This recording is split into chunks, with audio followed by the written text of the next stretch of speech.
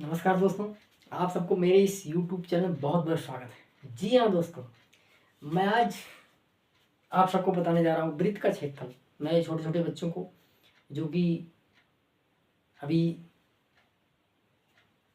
Junior में अर्थात 6 7 8 वाले बच्चे या उससे नीचे वाले बच्चे या और भी बड़े वाले बच्चे जैसे कि वृत्त का क्षेत्रफल निकालने के लिए आता है। तो वृत्त का क्षेत्रफल हम कैसे निकालते हैं, बहुत ईजी है। तो हम आपको आज बताएंगे वृत्त का क्षेत्रफल निकालना। वृत्त का क्षेत्रफल, वृत्त का क्षेत्रफल अर्थात एरिया ऑफ सर्कल। तो सबसे पहले आप जानिए वृत्त क्या है, वृत्त में कितने पार्ट होते हैं उसको आप पहले जानेंगे। जी हाँ दोस्तों, देखिए वृत्त जो होता है एक रिंग के समान होता है, अर्थात गोले के समान होता है, चूड़ी के समान होते हैं। आप चूड़ी जानते ही हैं, आपने चूड़ी देखा होगा, बैंगल चूड़ी आपने देखा होगा, गोल होती है ना, उसी समान वृत्त होता है। तो इस वृत्त का हमें क्षेत्रफल निकालना, एरिया निकालना, तो हम कैसे निकालेंगे। पर इससे पहले मैं आपको बताऊंगा कि वृत्त में कितने पार्ट होते हैं, अर्थात वृत्त का व्यास क्या होता है, त्रिज्या कौन सी होती है, जीवा कौन होती है, परिधि कौन सी होती है, ये आपको बिल्कुल, केंद्र कौन सा होता है, बिल्कुल आपको स्पष्ट कर देंगे हम। मेरी इस वीडियो को एंड तक आप देखेंगे, आपको बिल्कुल क्लियर हो जाएगा। जी हाँ दोस्तों, इसमें आप यहाँ पे जो बीचों बीच सेंटर होता है उसे हम कहते हैं केंद्र, सेंटर केंद्र कहते हैं। जी हाँ दोस्तों, अर्थात आप इसे प्रकार से बनाएंगे तो प्रकार की पेंसिल आगे भरेंगे, पेंसिल यहाँ रहेगी, नोक यहाँ रहेगी, तो जहाँ नोक रख के बनाया जाएगा, जहाँ पर आपके प्रकार का नोक रहेगा उसी को क्या कहते हैं, केंद्र कहते हैं। क्या कहते हैं, केंद्र कहते हैं। और केंद्र से यहाँ तक दूराई, जितनी दूरी होंगी सब सेम होंगी, इसको आप क्या कहेंगे, केंद्र कहेंगे। जी हाँ दोस्तों, इसको याद कर लीजिए, इसको कहते हैं केंद्र, इसको कहते हैं केंद्र, इंग्लिश में सेंटर। अब देखिए दोस्तों, अब यही केंद्र से होते हुए एक रेखा खींच दीजिए। ये केंद्र से होते हुए मैंने एक लाइन खींचा और जो कि दोनों तरफ जा करके वृत्त में टच हो गई, वृत्त के इस किनारे से इस किनारे पर टच हुई और वृत्त के केंद्र से होती हुई गई, तो इसी को क्या कहते हैं, व्यास कहते हैं। क्या कहते हैं, व्यास कहते हैं। जी हाँ दोस्तों, इसको आप कहेंगे व्यास। ये यहाँ से यहाँ तक और यहाँ से यहाँ तक की दूरी जो है, अर्थात ये लाइन से यहाँ से लेके यहाँ तक आपकी क्या कहलाती है, व्यास कहलाती है। जी हाँ दोस्तों, यानी केंद्र से होती हुई रेखा दोनों तरफ जाकर के वृत्त को टच करती है, जो उसी को व्यास कहते हैं। यहाँ से यहाँ तक क्या हुआ, व्यास हुआ। और व्यास के आधी जो होती है, अर्थात यहाँ से यहाँ तक की जो दूरी है, इसी को क्या कहते हैं, इसको कहते हैं आप त्रिज्या। क्या कहते हैं, त्रिज्या कहते हैं। जी हाँ दोस्तों, व्यास की आधी जो होती है उसी को क्या कहते हैं, त्रिज्या कहते हैं। तो यहाँ से लेकर के यहाँ तक त्रिज्या हो गई और यहाँ से यहाँ तक ये भी त्रिज्या हो जाएगी। एक वृत्त की अनेकों त्रिज्याएं खींची जा सकती हैं। देखिए दोस्तों, यहाँ से यहाँ भी, यहाँ भी, यहाँ भी त्रिज्या ही त्रिज्या हो सकती है, कई त्रिज्याएं खींची जा सकती हैं, ये त्रिज्या हो गई। और वृत्त के केंद्र से होकर जो रेखा नहीं जाती है, अर्थात ये, इसको कहा जाएगा जीवा। क्या कहा जाएगा, जीवा। यानी वृत्त के केंद्र से होकर जो ना जाए, वृत्त के केंद्र से आरी बगल से जो होकर के निकल जाए और दोनों साइड के अंत तक में जाकर के टच हो जाए, तो उसी को कहते हैं जीवा। वृत्त की अनेक जीवाएं भी खींची जा सकती है। जी हाँ दोस्तों, एक वृत्त की अनेक जीवाएं, एक वृत्त की अनेक जो है त्रिज्या खींची जा सकती हैं। अर्थात देखिए, इसमें ये सब क्या है, जीवा है। क्या है, जीवा है। इधर को भी खींचिए, ये सब क्या है, जीवा है। ये सब क्या है, जीवा है। ये सब क्या है, जीवा है। सब क्या है, जीवा। टोटल क्या है, सब जीवा है। लेकिन यदि केंद्र से होकर चली जाएगी तो जीवा नहीं व्यास हो जाएगा। क्या हो जाएगा? व्यास हो जाएगा। केंद्र से होकर नहीं जानी चाहिए। यदि केंद्र से होकर रेखा गुजर गई तो उसी को क्या कह देंगे? व्यास कह देंगे। जी हाँ दोस्तों, कहीं से भी किसी भी साइड से आ जाए, इधर से आकर के केंद्र से होती चली गई तो ये भी क्या हो जाएगी? व्यास हो जाएगा। या इधर से होकर चले जाए ये भी क्या हो जाएगी? व्यास हो जाएगा। बट इसके आरी बगल से होकर के चली जाए रेखाएं तो इन्हीं को क्या कहते हैं? जीवा कहते हैं।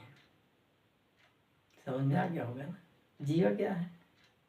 बस जीवा वही है कि जो वृत्त के केंद्र से होकर ना जाए। ये वृत्त का केंद्र है, इसके आरी पास से निकल जाए, इधर से निकल जाए, इधर से निकल जाए, यहाँ से चली जाए, यहाँ से चली जाए, यहाँ से चली जाए, यहाँ से चली जाए, लेकिन यहाँ से ना जाए, यहाँ से ना जाए, केंद्र से होकर ना जाए रेखा जो नहीं जाती है उसी को जीवा कहते हैं। अगर केंद्र से होकर गुजर गई तो उसी को व्यास कहते हैं।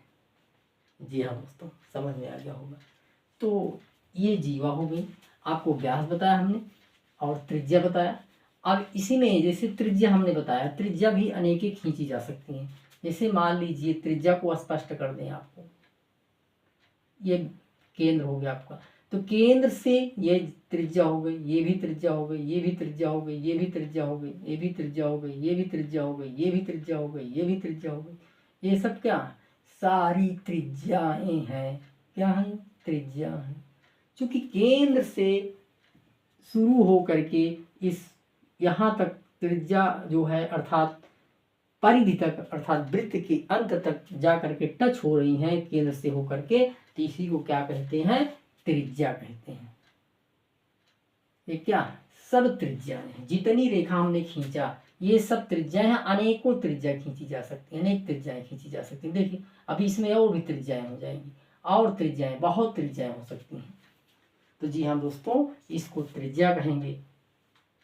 तो त्रिज्या भी समझ में आ गई होगी। तो इसी प्रकार से अब इसमें हम आगे देखेंगे व्यास। व्यास भी बहुत खींचे जा सकते हैं। जैसे व्यास, ये केंद्र है, यहाँ से होकर रेखा गई, केंद्र से होकर व्यास हो गया, केंद्र से होकर गई व्यास हो गया, केंद्र से होकर गया व्यास हो गया, केंद्र से होकर गया व्यास हो गया, केंद्र से होकर गया व्यास हो गया, केंद्र से होकर गया व्यास हो गया। ये सब क्या? व्यास है। बट यहाँ से लेकर के यहाँ तक कहा जाए तो त्रिज्या हो जाएगी,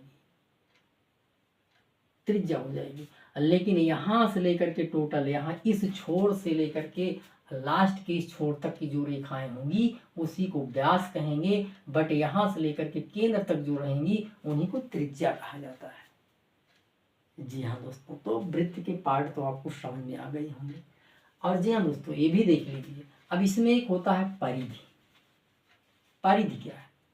परिधि मीन्स होता है जो आपका पूरा गोला है, ये जो वृत्त है, वृत्त की ये जो हैं ये सब टोटल यहाँ से शुरू करो, यहाँ से पूरा शुरू करके पूरा ये यहाँ से यहाँ तक चले जाओ, जहाँ पर एंड हो जाए, ये क्या कहलाती है? परिधि कहलाती है। क्या है? परिधि है। मतलब ये पूरा ये पार्ट जो है यहाँ से यहाँ तक लाइन से जो गई, ये जा रही जो रेखा टेढ़ी, इसी को क्या कहते हैं? परिधि कहते हैं। ये पूरी क्या कहलाती है? परिधि कहलाती है। क्या कहलाती है? परिधि कहलाती है। जी हाँ दोस्तों, तो आपको परिधि भी समझ में आ गया, त्रिज्या भी, व्यास भी, जीवा भी। आप जान सकते हैं एक वृत्त की कितनी जीवाएं खींची जा सकती हैं? अनेकों। एक वृत्त की कितनी त्रिज्या खींची जा सकती है? अनेकों। व्यास कितना खींचा जा सकता है? अनेकों। जी हाँ दोस्तों, तो जी हाँ, मैं वृत्त का क्षेत्रफल बता दूं, आपको बिल्कुल क्लियर हो जाएगा। तो वृत्त का क्षेत्रफल जो है हम आपको बताएंगे। मान लीजिए कोई वृत्त दिया गया, ये वृत्त दिया गया है आपको,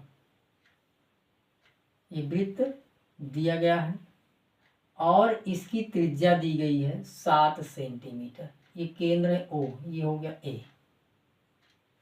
त्रिज्या को किससे प्रदर्शित किया जाता है? ध्यान दीजिएगा, त्रिज्या को R से प्रदर्शित किया जाता है, अर्थात रेडियस कहते हैं इसको, R से प्रदर्शित करते हैं। और व्यास को D से प्रदर्शित करते हैं, डायमीटर जिसको कहते हैं। जी हाँ दोस्तों, और परिधि को 2πr लिखा जाता है। परिधि का फार्मूला होता है 2πr। तो देखिए एक वृत्त की त्रिज्या 7 सेंटीमीटर दी गई है, इसका क्षेत्रफल निकालना है। तो हम इसका क्षेत्रफल निकालना आपको बता देंगे। देखिए इसका क्षेत्रफल निकालना है। वृत्त की त्रिज्या दी गई कितनी, 7 सेंटीमीटर, अर्थात वृत्त की त्रिज्या दी गई है, त्रिज्या बराबर 7 सेंटीमीटर। क्षेत्रफल आपको निकालना है। क्या करना है, क्षेत्रफल ज्ञात करना है, क्षेत्रफल निकालना है, क्वेश्चन मार्क। तो आप फार्मूला लिखेंगे, वृत्त का क्षेत्रफल, वृत्त का क्षेत्रफल बराबर πr² होता है। जी हाँ दोस्तों, ये पाई है, πr², इसको पाई पढ़ते हैं। वृत्त का क्षेत्रफल πr² होता है, कोई भी वृत्त हो, छोटा बड़ा, उससे कोई मतलब नहीं। आर मीन्स हमने बताया, आर का मतलब त्रिज्या होती है, जिसको रेडियस कहते हैं। त्रिज्या को आर से प्रदर्शित किया जाता है। पाई की वैल्यू आप 22/7 रख सकते हैं, या 3.14 भी रख सकते हैं। इसको अगर पॉइंट में बदलेंगे तो 7 से इसको 22 को डिवाइड करेंगे, 3.14 इसके अतिरिक्त भी रहेगा, पर 1.45 तक ही लिया जाता है। तो पाई की वैल्यू ये हो जाएगी। तो आप रख दीजिए डायरेक्ट पाई की वैल्यू रख दीजिए 22/7, यानी पाई की जगह कितना रखेंगे, 22/7 हमेशा रखेंगे, चाहे जहाँ पाई होगा, क्षेत्रफल में पाई होगा। यहाँ पर गुणा आर की जगह पे 7 हो जाएगा। अब 22/7 गुणे 7 2 बार है, 7 का स्क्वायर का मतलब 7 गुणे 7, इसलिए इसको 7 गुणे 7 रख देंगे।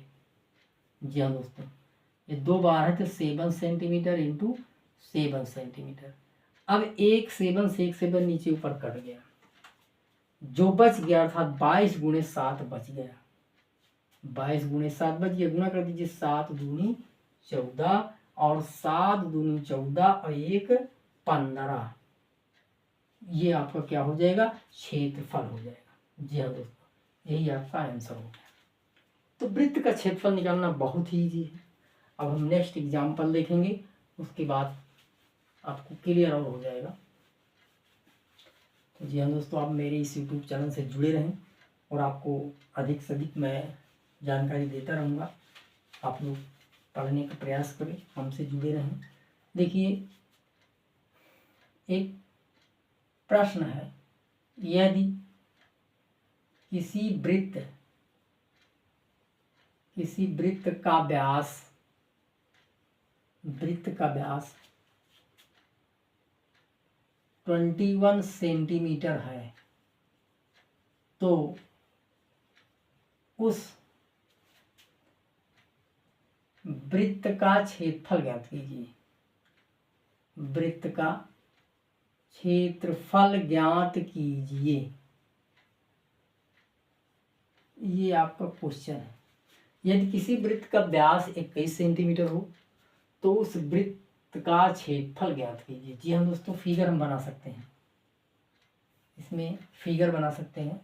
मान लीजिए हमारा कोई वृत्त हो गया, ये वृत्त हो गया, ये इसका व्यास हो गया, यहाँ केंद्र है। व्यास कितना दिया गया, 21 सेंटीमीटर। यहाँ से यहाँ तक कितना है, 21 सेंटीमीटर है। निकालना क्या है, वृत्त का क्षेत्रफल निकालना है। तो जी हाँ दोस्तों, देखिए व्यास की आधी त्रिज्या होती है, यहाँ से यहाँ तक पूरा व्यास है, तो यहाँ से यहाँ तक सिर्फ क्या हो जाएगी, त्रिज्या हो जाएगी। यानी व्यास की आधी, यानी 21 का आधा अर्थात 21/2, अर्थात यहाँ पे लिख देंगे आप, व्यास बराबर 21 cm। जी हाँ दोस्तों, तो त्रिज्या बराबर क्या हो जाएगा, त्रिज्या बराबर हो जाएगी 21 cm/2। जी हाँ दोस्तों, 21 cm/2, ये क्या हो जाएगी त्रिज्या, चूंकि व्यास की आधी त्रिज्या होती है, तो 21 का आधा कर देंगे, त्रिज्या हो जाएगी। अब लिखेंगे वृत्त का क्षेत्रफल, वृत्त का क्षेत्रफल, फार्मूला लगा दीजिए πr²। वैल्यू रख देंगे, पाई की वैल्यू 22/7 गुणे आर की जगह पे 21/2,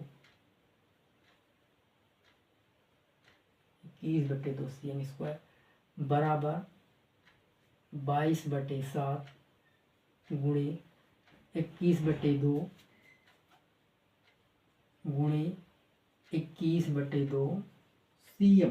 जी हाँ दोस्तों, देखिए 21/2 का स्क्वायर का मतलब होगा, इसको आप 2 बार लिख देंगे, काट दीजिए, 7 3 21, 2 से काट दीजिए, 2 1 9 2 1 9 11 आ जाएगा। ये आपका आ जाएगा 11 गुणे 3 गुणे 21/2, ये आ जाएगा। तो ये दोस्तों बहुत ही इजी है, इसको हम मल्टीप्लाई कर देंगे, सिंपलेस्ट कर दीजिए बस, केवल आपका आंसर आ जाएगा।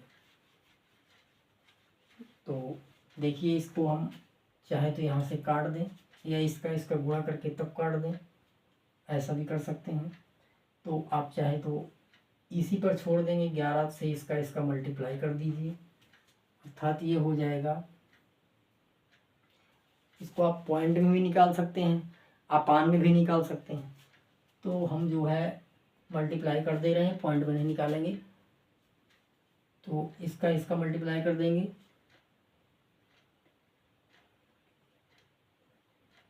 अपान 2, अर्थात 3 का 21 मल्टीप्लाई किया 63 आया, 11 बचा। इसका गुणा कर दीजिए, 11 3 33, 11 6 66, 3 69 cm स्क्वायर।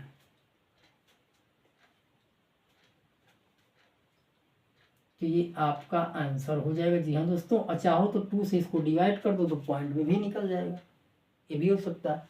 2 से डिवाइड, 2 3 6, 2 4 8, 2 3 12, ये भी दशमलव भी आ जाएगा, लेकिन आपका आंसर ये भी सही है। तो जी हाँ दोस्तों, इस तरह से आप जो है वृत्त का क्षेत्रफल निकाल सकते हैं, बहुत ही आसान, बहुत जो है फार्मूला याद रखेंगे, फार्मूला से आपको वृत्त का क्षेत्रफल निकाल सकते हैं πr² से। जी हाँ दोस्तों, तो मेरा ये वीडियो कैसा लगा आप हमें कमेंट करके ज़रूर बताएं। मेरे यूट्यूब चैनल को शेयर करें, सब्सक्राइब करें, लाइक करें।